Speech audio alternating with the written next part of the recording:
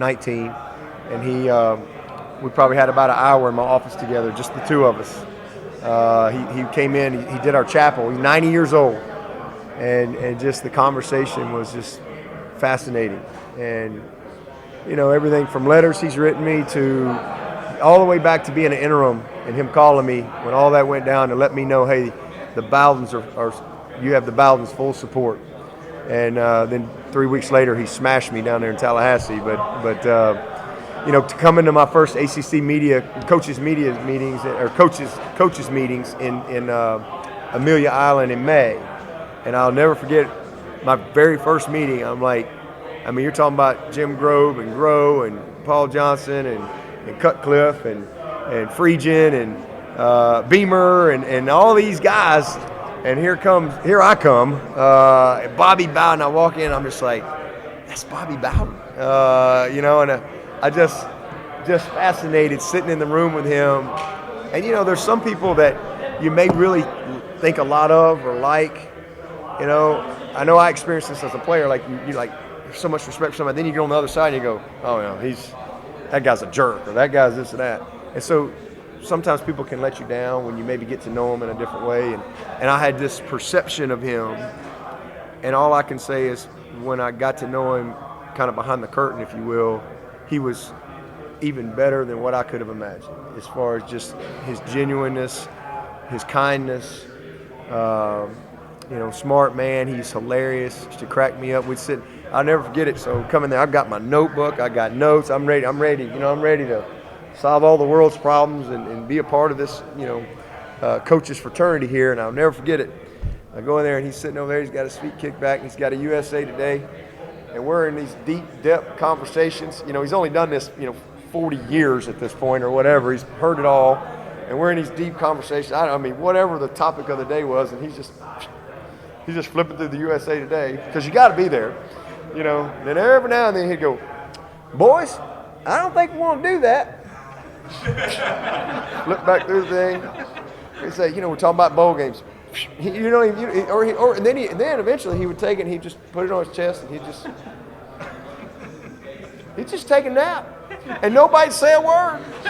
Nobody. What are you going to do? Like, nobody would say a word. He'd just sit over there, and then you not think he's listening. And, man, we're in this conversation. I think it was the year we were talking about the Sun Bowl. Should we add the Sun Bowl? Should we this and that? And he's kind of over there. And then all of a sudden it gets to this conversation. We're going back and forth. And he goes, well, boys, y'all going to be doing this a lot longer than me.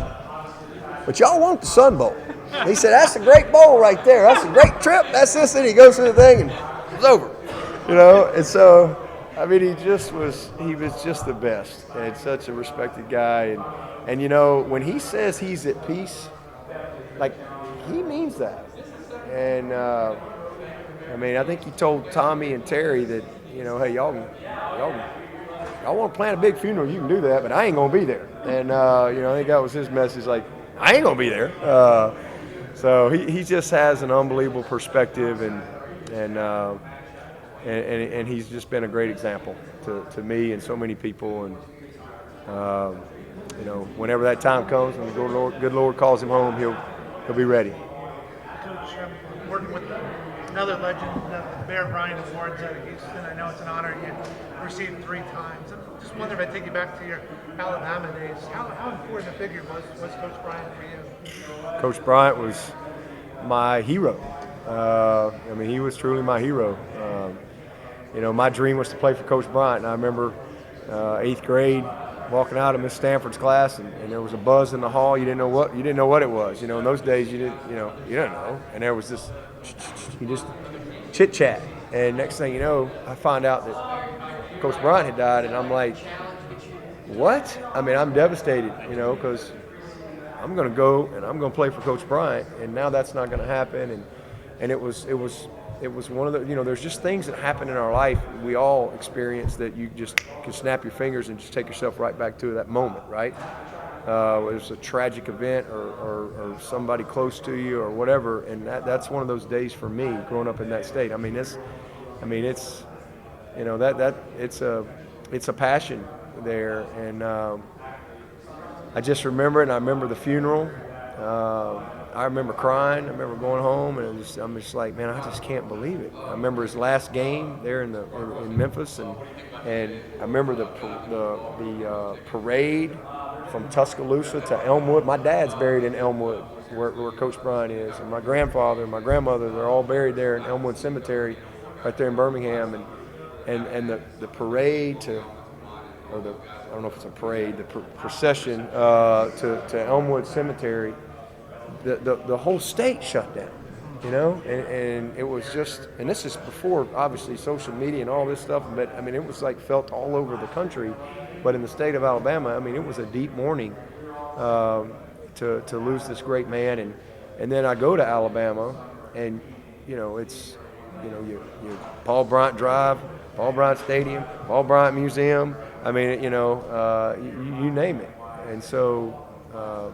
And that's one of the reasons I always cherished having the opportunity to play for Coach Stallings, and not just play for him, but all 7 years of his career I was playing and coaching for Gene Stallings, because you know Gene Stallings, he only had 2 bosses in his entire life. He worked for Tom Landry and Bear Bryant, and he was a Junction boy, and Coach Bryant loved Gene Stallings, and so I never got to meet Coach Bryant.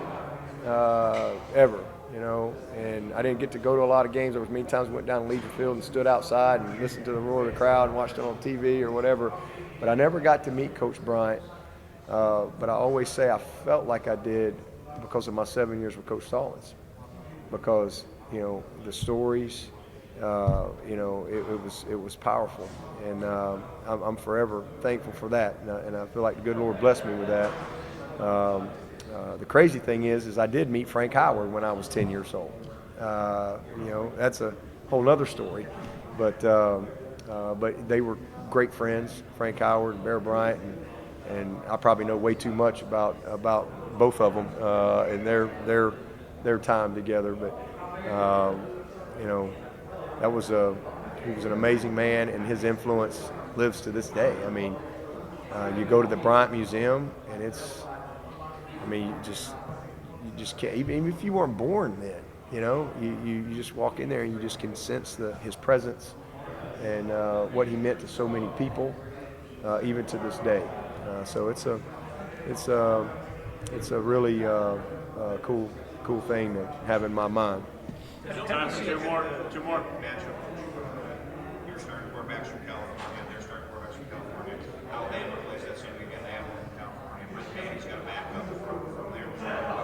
How the dynamics of college football have changed, where all of a sudden you get a bunch of Southern California kids and little Walker here in the Southeast.